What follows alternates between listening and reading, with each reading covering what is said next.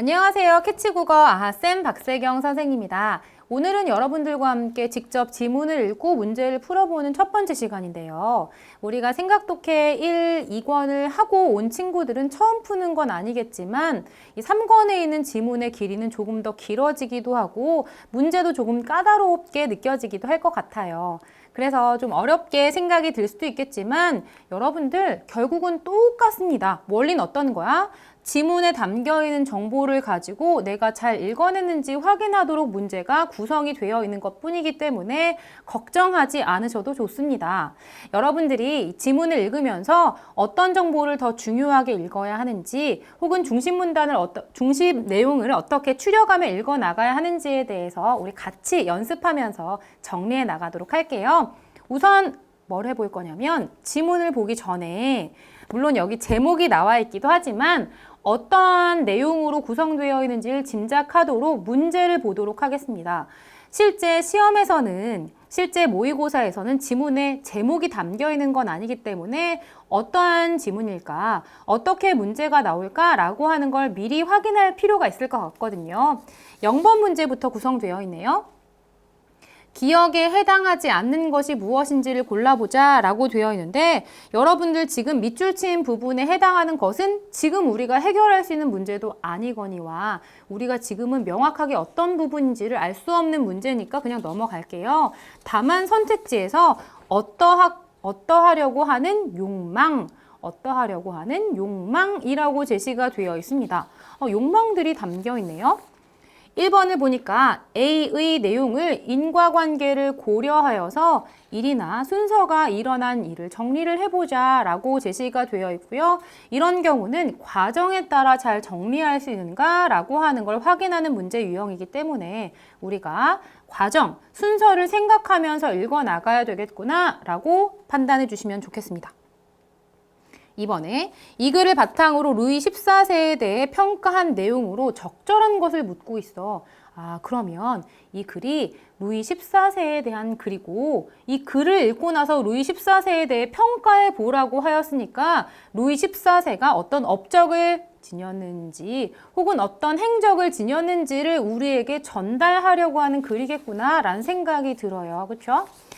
3번에 보니까 이 글을 읽은 독자가 보기의 그림에 대해 보인 반응으로 적절하지 않은 것을 물었는데요.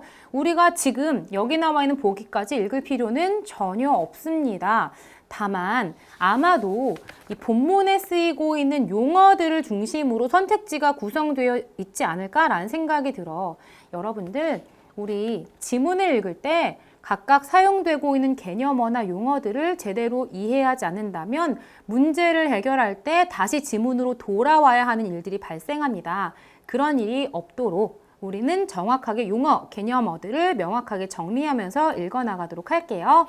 자, 그러면 베르사유 궁과 루이 14세라고 하는 이 지문 읽어볼 텐데요.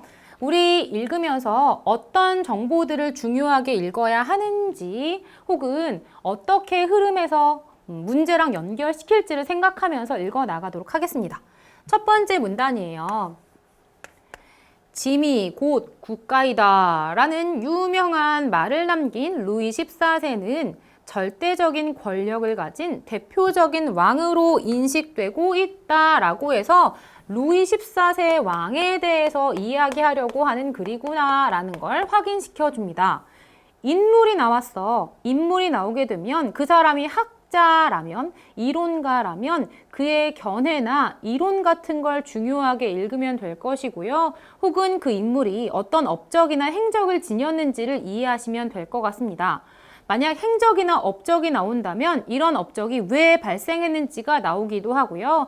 이 업적이 어떠한 의미를 갖는지가 나오기도 하거든요. 그런 지점에 초점 맞추며 읽으면 되겠구나 라고 생각해 주시면 좋겠습니다.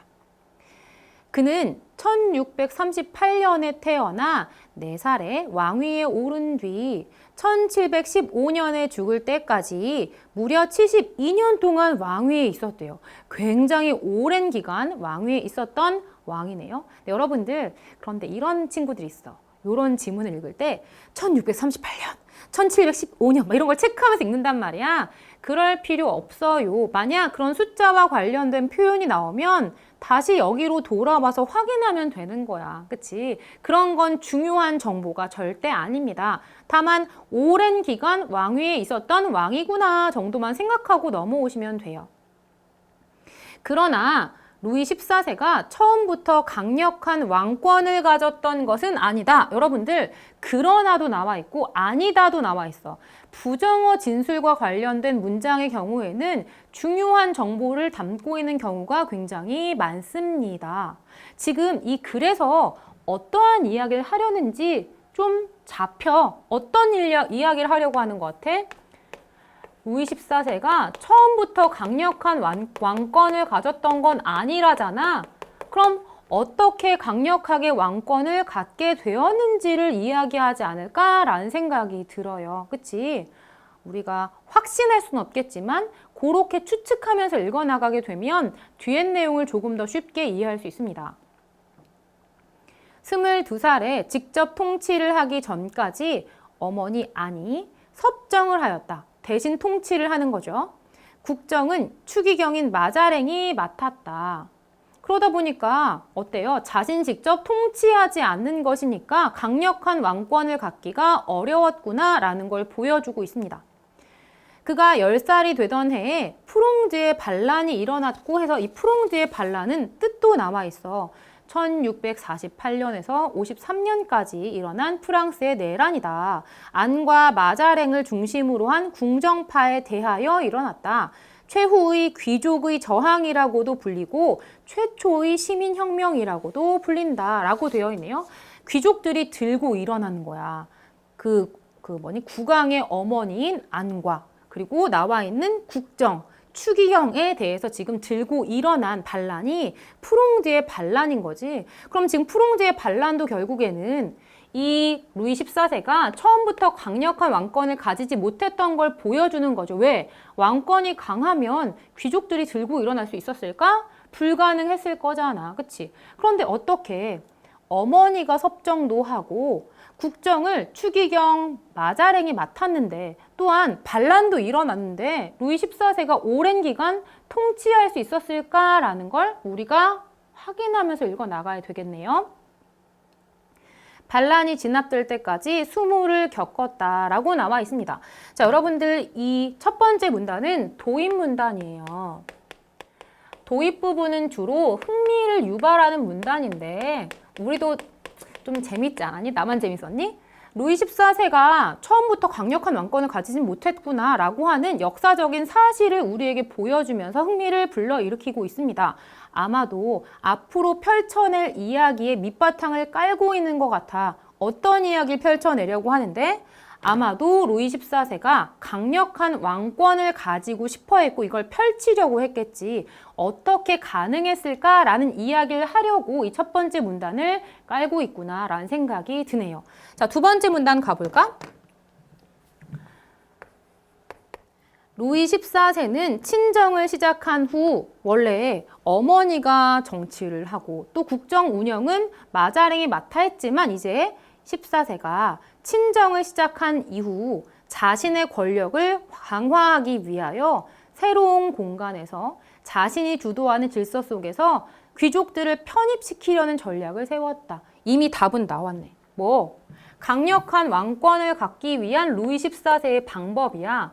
자신이 직접 정치하기 시작한 이후에 새로운 공간에서 자신이 주도하고 있는 질서 속으로 귀족들을 편입시키려고 했대. 그럼 우리가 제목에서 보았었던 베르사유 궁전이 새로운 공간이 되지 않을까? 그 공간에서 루이 14세가 자신이 지닌 질서 속으로 귀족들을 편입시키려고 했겠지. 내 말 따르도록 했겠지. 라는 걸 짐작해 볼 수 있을 것 같습니다. 좀 더 읽어볼까요? 이를 위해서 그는 베르사유의 새 궁전을 건설했다. 맞네. 이 새로운 공간이 베르사유 궁전이구나. 그는 베르사유 궁전 건설 계획을 주도했고 설계도를 직접 검토하였다. 그만큼 자신의 왕권을 강력하게 하기 위해서 노력한 것이네요. 1664년에 베르사유 궁에 첫 번째 건물이 세워졌고 과정이 나와 있으니까 끊어 읽어봅시다. 1672년에는 두 번째 건물과 정원이 완성되었고 루이 14세의 통치 기간 내내 신축, 새로 만들고 개축하기도 하였다. 다시 새로 고쳐 만드는 것이죠. 1682년 드디어 루이 14세는 파리에서 베르사유 궁으로 왕궁을 이전하였으며 그래서 지금 새로운 공간에서 자기 주도하에 질서를 확립하려고 하는 것 같습니다. 이때부터 본격적으로 귀족들을 교묘하게 길들이기 시작했다. 루이 14세는 왕궁을 이전한 이후 귀족들을 베르사유 궁으로 불러들였어. 왜? 그래야 자신의 질서 속에 귀족들을 편입시킬 수 있을 테니까. 어떻게 길들였는지가 이제 나올 것 같네요. 베르사유 궁은 총 450개의 방이 있었고 약 5,000명이 거주할 수 있는 엄청난 규모를 가졌으며 그 내부는 당시 귀족들이 모두 부러워할 만큼 화려하게 장식되어 있었다라고 두 번째 문단이 끝이 나고 있습니다. 자, 두 번째 문단은 이야기를 펼쳐내고 있는 전개 문단이에요. 어떤 내용이 담겨 있었어?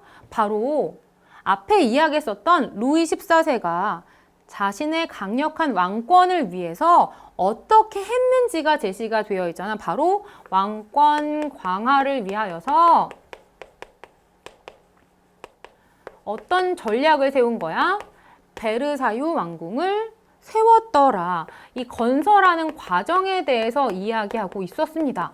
아직 어떻게 강력한 왕권을 유지할 수 있었는지는 정확하게 나와 있진 않았고요. 이제부터 펼쳐낼 것 같습니다. 선생님도 그 대학교 때 열심히 아르바이트를 해가지고 유럽 여행을 가보자 해가지고 돈을 열심히 벌어가지고 갔는데 선생님이 그 번 돈으로 갈 패키지가 좀 저렴한 패키지를 고르다 보니까 일수를 늘리다 보니 좀 저렴한 패키지를 고르게 됐더라고요. 그러다 보니까 가는 곳마다 그 명소가 휴관이거나 휴무인 거야. 그래가지고 베르사유 궁전도 들어가 보지 못했습니다. 저 멀리서 막 그냥 보고 지나갔는데요. 어쨌든 정말 화려하다라고 하더라고요. 가본 친구들도 있을 거고 아니면 인터넷 뒤져보면 충분히 볼 수 있으니까요. 사람들이 어마어마하게 몰려서 구경할 만큼 아름다운 궁전입니다. 이 궁전은 바로 루이 14세의 강력한 왕권을 위해서 만들어진 것이구나. 자, 세 번째 문단 가볼까요?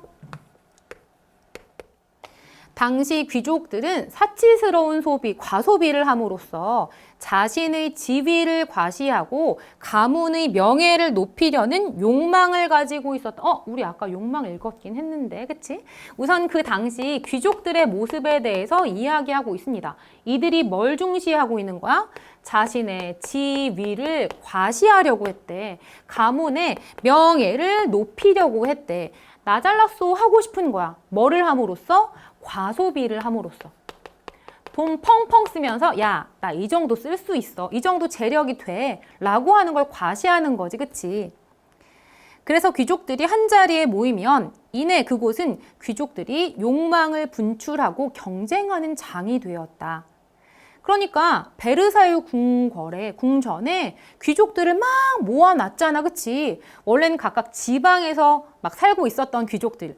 이 지방에서 한 10명, 20명씩 만나서 파티했었던 귀족들이 한 이제 100명, 200명, 300명, 400명 이상 몰리는 그 궁전에 모여 있으니 내가 원래는 그 지방에서 잘 나가던 귀족인데 여기 나와 보니까 내가 그만큼 돈을 가지지 못했네 라고 비교가 되기 시작했을 것 같습니다. 경제관념이 없었던 그들은 오직 자신들의 욕망을 위해서 1년치 생활비를 드레스 한 벌값으로 써버릴 정도로 소비를 해. 과소비하는 거야. 왜? 자신의 지위를 과시하기 위해서. 이를 감당하지 못해 궁을 떠나는 것을 수치스러운 일로 여겼다. 왜? 나 그 정도의 재력이 안 되는 사람으로 다른 사람들에게 낙인 찍힐 때니까. 파리와 프랑스 전역에 퍼져 살다가 베르사유 궁에 머물며 생활하는 궁정 귀족이 되었던 이라고 나와 있고요. 여러분들 그때 발음 왜 이러니? 궁정 귀족이라고 나와 있는 부분에 이렇게 따옴표가 되어 있습니다. 왜? 얘는 중요한 개념인 거야. 혹은 색다른 개념이기 때문에 이렇게 따옴표 친 거예요. 일반 귀족과는 다른 개념으로 쓰인 겁니다. 일반 귀족들은 각각 자신의 삶의 영토에서 그냥 살고 있는 사람들이야. 그런데 이 궁정 귀족이라고 하는 건 베르사유 궁전으로 다 불러 모아서 거기서 살게 된 귀족들을 가리키겠네요. 자, 이 궁정 귀족이 되었던 귀족들 중에는 결국 과도한 소비를 감당하지 못해서 몰락한 귀족들이 생겨나기 시작했다. 과소비하다가 몰락을 하는 거지.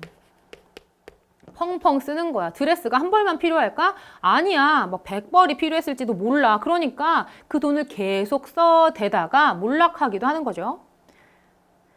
심지어는 빚을 갚기 위해 자귀를 팔아 평민으로 전락하는 경우도 있었다. 평민으로 신분이 내려가기도 하고요.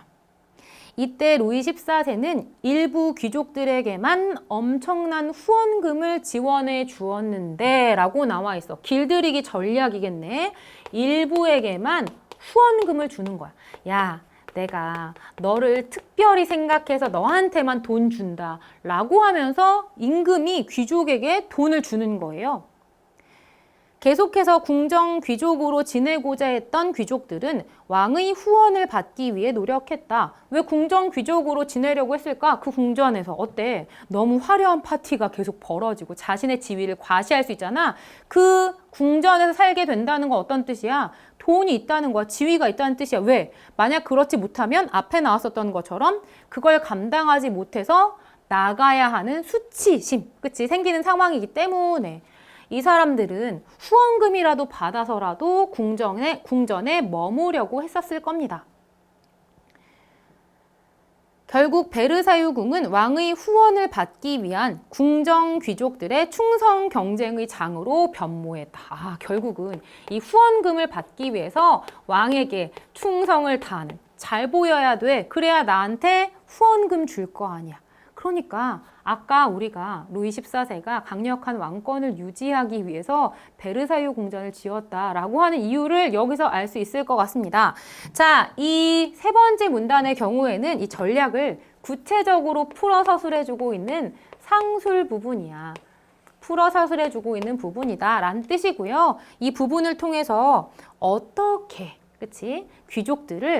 귀족들에게 자신의 강력한 왕권을 어필했는지가 잘 드러나고 있는 거예요. 어떻게 귀족들의 욕망을 이용했는지, 그를 통해서 어떻게 왕권을 강화할 수 있었는지, 이런 이야기를 구체적으로 풀어해주고 있습니다. 네 번째 문단 가볼까요? 또한이라고 이어지네요. 상술되어지는 부분입니다. 루이 14세는 베르사유 궁에서의 생활 규칙인 궁정예법이라고 나와 있습니다. 우리가 정의가 궁정예법은 무엇이야 라고 한 형태로 정의가 쓰일 수도 있겠지만 무엇인 궁정예법이라고 수식구조로도 정의가 사용될 수 있기 때문에 여러분들 그럴 때 개념어의 뜻 챙겨 두셔야 돼요. 궁정예법이라는 것은 베르사유 궁의 생활 규칙이야.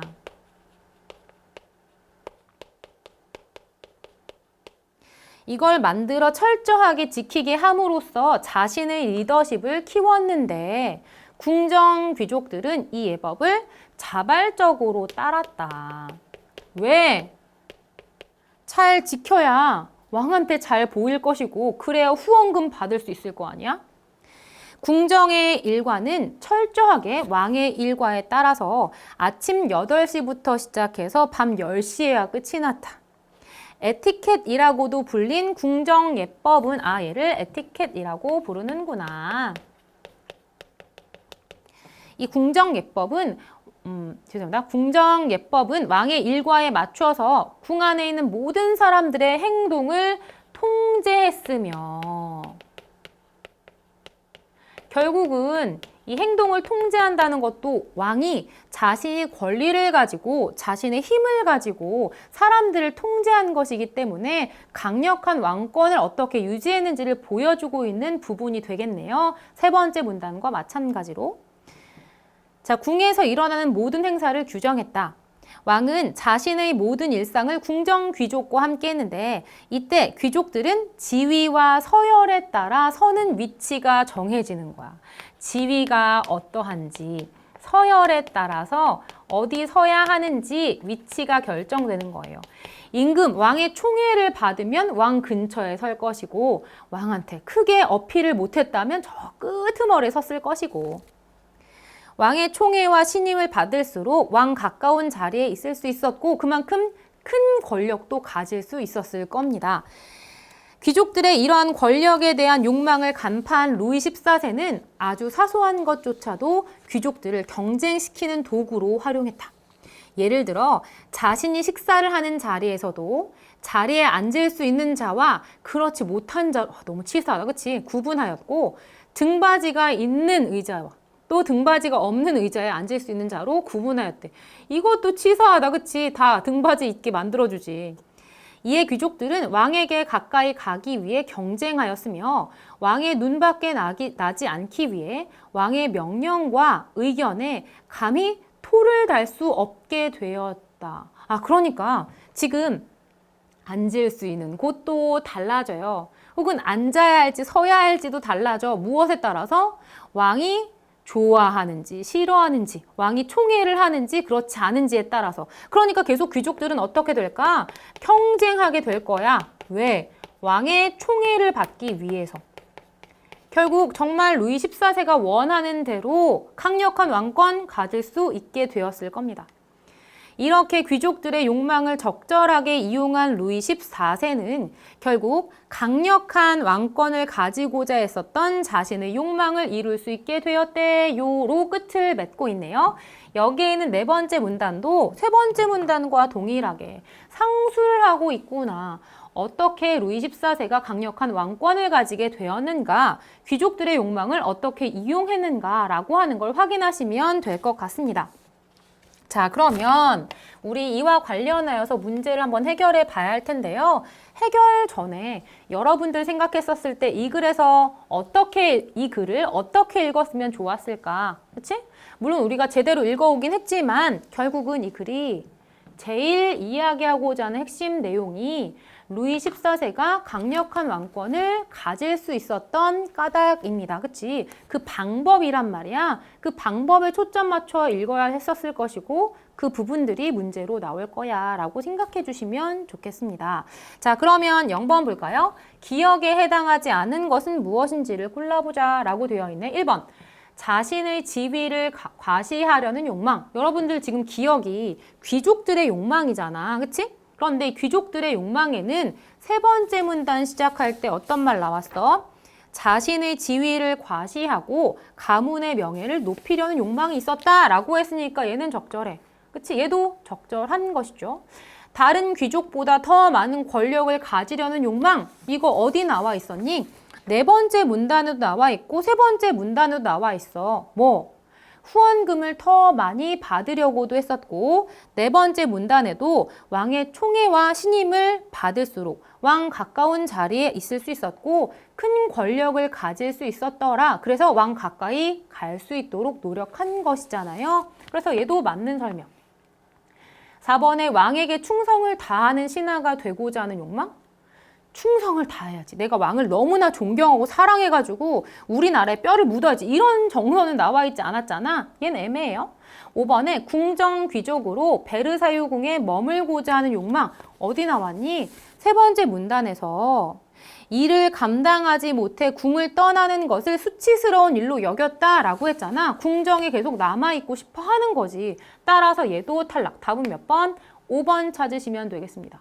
내가 임금을 너무 사랑해서 꼭 루이 14세 곁에 남아있어야지 이런 거라기보다 자신의 지위를 과시하고 우리 가문은 이런 가문이야 라는 걸 뽐내기 위해서 궁정 귀족으로 남으려고 했구나 라고 생각하시면 좋겠습니다. 자, 1번이에요. A의 내용을 인과관계를 고려하여서 일이 일어난 순서에 따라 정리를 할 때 A에서 E까지의 과정을 순서대로 나열한 것은 무엇인가요? 라고 묻고 있습니다. 자, 우선은 제일 처음 빚어진 걸 생각을 해보자고요. A의 내용에서 당시 귀족들이 어떻게 되었기 때문에 경쟁하기 시작하나요? 바로 베르사유 궁으로 모여서 생활하기 시작하면서 서로 견제하고 경쟁하기 시작하는 거잖아. 그치? 원래 각자 지방에 흩어져 살았다면 절대 죽을 때까지 만나지 못했었을 사람도 궁전에 와서 만나게 되었지 않았을까? 그래서 지금 나와 있는 것 중에서 이를 먼저 찾아야 되겠습니다. 자, 함께 궁에서 만나서 생활을 해 나갔지. 그런데 그 과정에서 귀족들이 과소비하면서 자신의 지위를 뽐내고 명예를 막 드높이려고 하다 보니까 돈을 어마어마하게 쓰기 시작하는 거야. 그렇게 쓰기 시작하다 보니 어떻게 될까요?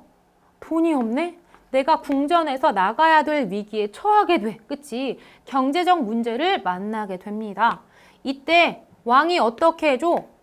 야, 너는 내가 좀 좋아하는 신하니까, 좋아하는 귀족이니까 내가 너한테 돈 좀 줄게 라고 하면서 왕이 일부 귀족에게만 후원금을 내려주는 것이고, D가 아니네, B네.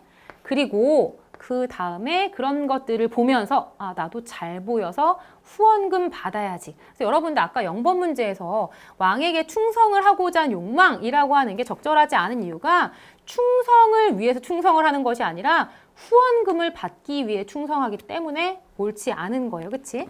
자, 그래서 지금 여기에 있는 이 부분에서 D로 끝을 맺겠습니다. 그러면 E, A, C, B, D라고 찾고 있는 1번 골라낼 수 있겠네요. 2번입니다. 이 글을 바탕으로 루이 14세에 대해서 평가한 내용으로 가장 적절한 것을 묻고 있네요. 1번입니다. 새로운 공간에서 치밀하게 노력한 결과 자신의 목표를 이루었다. 되게 두루뭉술하게 이야기하는 것 같잖아. 그러면 직접 대입을 해봐야 돼. 새롭게 만든 공간 뭐예요? 베르사유궁이겠지. 베리가 아니라 베르사유궁. 에서 치밀하게 노력했어. 어떻게 노력했어? 귀족끼리 경쟁시킨 거야. 자신의 목표가 무엇이었는데 왕권이 강력해지는 것. 그것을 끝끝내 이루었잖아요. 그러니까 이미 답이 정해졌네요. 1번 찾으시면 되겠습니다. 여러분들 좀 포괄적인 표현이 나와 있다면 그 표현을 대체할 수 있는 말이 지문에 어떻게 표현되었는지를 찾아가지고 연결하셔야 돼요. 그래야지 명확하게 답을 골라내실 수 있을 겁니다. 이번에 어린 시절 미숙하게 왕권을 휘두른 결과 프롱드의 반란을 겪게 되었다고? 아니요, 프롱드의 반란을 겪었을 때는 어머니 안이 섭정을 하고 있었던 때였잖아요. 그래서 미숙하게 왕권을 휘둘렀다라고 하는 이 결과로 연결시키시면 안 될 것 같습니다. 그치? 3번에 섭정에서 벗어나 자신의 왕권을 되찾기 위해 베르사유궁을 건설했다고? 아니요. 물론 여러분들 섭정의 시기가 있었다라는 게 첫 번째 문단에 나와 있긴 하지만 두 번째 문단에 이런 말 나와 있어. 루이 14세가 친정을 시작한 후 뭐예요? 직접 통치하기 시작한 후겠지. 그때부터 자신이 새로운 공간에서 자신이 주도한 질서 속으로 귀족을 편입시키려고 하더라. 그래서 베르사유궁을 건설했다라는 거였기 때문에 3번 적절하지 않습니다. 4번에 베르사유궁을 직접 설계할 정도로 궁전 건설을 적극적으로 주도했어요. 이건 맞겠지. 그치? 어떤 표현 나와 있었는데요. 두 번째 문단을 보니까 두 번째 문단, 세 번째 문장에 그는 베르사유 궁전 건설 계획을 주도했고는 나와 있습니다. 근데 설계도는 직접 검토했지. 설계도를 만들진 못했어요. 5번에 귀족들과의 조화로운 관계를 위해서 화려한 베르사유궁에 머물겠다. 귀족들과 앞으로 잘 어울려 지내야지 해서 우리 집에 초대한 건가요? 아니잖아요. 뭐예요? 귀족들을 자신의 말을 잘 듣게 하기 위하여 뭐 하는 거야? 베르사유궁에 불러 모은 겁니다. 따라서 5번도 적절하지 않네요. 답은 1번 찾으시면 되겠습니다. 3번 볼게요. 이 글을 읽은 독자가 보기의 그림에 대해 보인 반응으로 적절하지 않은 것을 묻고 있습니다. 지금 보기의 그림은 베르사유궁에서 이루어진 연회가 나타나고 있대. 이때 루이 14세와 귀족들의 관계를 생각하면서 그림을 이해해보자 라고 나와 있고요. 그림 중앙에 루이 14세가 있고 그리고 이렇게 X자 구도로 귀족들이 쭉 서 있는 모습이 보입니다. 우리 앞에서 그런 부분 읽었어. 네 번째 문단에 왕과 가까운 위치에 있을수록 왕이 총애하는 사람이었을 거야. 그치? 그 지위에 따라, 서열에 따라 서 있는 위치가 달라지더라 라고 하는 걸 네 번째 문단에서 읽고 왔습니다. 자, 이 그림은 네덜란드와의 전쟁에서 승리하고 돌아온 콩대 대공을 베르사유 궁에서 맞이하는 루이 14세의 모습을 그린 그림이다. 그림의 중앙에 루이 14세가 근엄하게 서 있고 계단 아래에 있는 콩대 대공은 왕에게 예를 갖추고 있는 모습이 나타나고 있네요. 사실 콩대 대공은 프롱드의 반란을 주도한 프롱드의 반란으로 귀족들이 한번 왕권을 뒤엎으려고 했었잖아. 그치? 그러한 인물인데 지금 이 루이 14세 앞에서 예를 다하고 있는 모습이네요. 루이 14세는 그를 사면하고 프랑스군의 사령관으로 임명했던 것이다. 왕의 아래쪽 계단 양쪽으로는 왕의 근위대가 도열해 있고 위쪽 계단 양쪽과 벽면 발코니 쪽에는 많은 귀족들이 서서 지금 뭐 하고 있는 거야? 이 모습을 지켜보고 있더라 라고 담아내고 있습니다. 그렇다면 우리가 이 정보를 토대로 하여서 글과 관련지어 해석을 해봐야 할 것 같거든요. 그러면 적절하지 않은 거 골라볼게요. 1번입니다. 루이 14세를 포함한 그림 속 모든 인물들의 행동은 궁정예법에 따라 이루어지겠군. 우리 궁정예법 본 적 있어. 그러한 용어 지문에 나왔다면 정확하게 기억해두자. 궁정에서 따라야 할 생활 규칙을 가리켰고요. 여러분들 보시는 페이지 4문단에 첫 번째 문장에서 베르사유 궁에서 생활 규칙을 만들었고 이게 궁정예법이더라. 이거를 만들어 철저히 지키도록 했다. 이를 통해서 자신의 리더십을 키웠다라고 나와 있잖아요. 그래서 궁정예법을 궁정 귀족들이 자발적으로 따랐다라는 게 4문단 첫 번째 문장에 제시가 되어 있습니다. 2번, 왕의 좌우에 있는 궁정 귀족들이 서 있는 위치와 순서는 그들 간의 경쟁 결과에 따라 결정된 것이겠지. 우리가 어떤 부분 읽었어? 네 번째 문단에 지금 읽는 10페이지 아래서 두 번째 줄에 왕은 자신의 모든 일상을 궁정 귀족과 함께 했는데 이때 귀족들은 지위와 서열에 따라 서는 위치가 정해졌다라고 되어 있으니까 왕에게 더 총애를 많이 받으려고 애를 썼을 겁니다. 경쟁했겠죠. 3번, 왕의 근위대가 도열한 모습은 궁정 귀족들이 에티켓을 준수하도록 감독하고 있는 것이라고. 여러분들 우리가 읽었었던 글 속에서 근위대가 귀족들이 그 예법을 잘 지키는지 지키지 않은지 감독했다라는 건 담겨있지도 않았을 뿐만 아니라 네 번째 문단의 두 번째 줄에서 궁정 귀족들은 그 예법을 자발적으로 따랐다라고 나와 있습니다. 따라서 3번은 적절하지 않아요.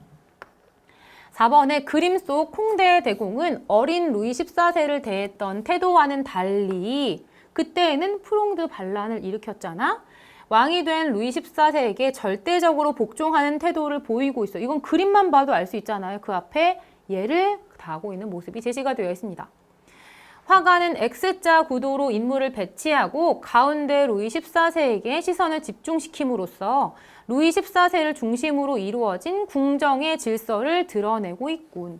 여러분들 두 번째 문단에서 이미 읽고 왔었잖아. 자신의 권력을 강화하기 위하여서 루이 14세가 새로운 공간에서 자신이 주도하는 질서 속으로 귀족들을 편입시키려고 했다. 그치? 그게 바로 베르사유 궁전에서 귀족들을 경쟁시키고 이렇게 귀족들이 궁정예법을 따르도록 한 모습들로 나타나고 있었습니다. 앞에 그림에서 이렇게 X자로 인물을 배치하고 있고 가운데 루이 14세를 그림으로써 결국 이 인물이 지금 중요한 주도적인 인물이구나 라고 하는 걸 드러내 보여줄 수 있겠네요. 따라서 답으로 찾은 3번을 골라내시면 되겠습니다. 우리 지문 읽고 문제 풀어봤는데요. 별로 어렵지 않아요. 그치? 물론 오늘 읽은 지문이 좀 가벼운 지문이기도 하지만 앞으로의 지문도 마찬가지입니다. 결국은 모든 지문과 모든 문제는 지문 속에서 답을 찾아서 해결하도록 구성되는 것이기 때문에 지문을 읽을 때에는 앞에 우리 확인한 것처럼 이 지문의 특성에 맞게 어떤 부분에 초점 맞추며 읽을지를 첫 번째 문단을 통해서 확인하시고 그 부분을 통해서 결국 답을 찾아가면서 두 번째, 세 번째, 네 번째 문단 읽어나가면 되겠구나라고 판단해 주시면 좋겠습니다. 한번 스스로 다시 한번 지문 읽어보시고요. 관련하여 궁금증이 생긴다면 구체적으로 질문 남겨주세요. 오늘도 열심히 공부한 우리 친구들 모두 수고하셨습니다. 감사합니다.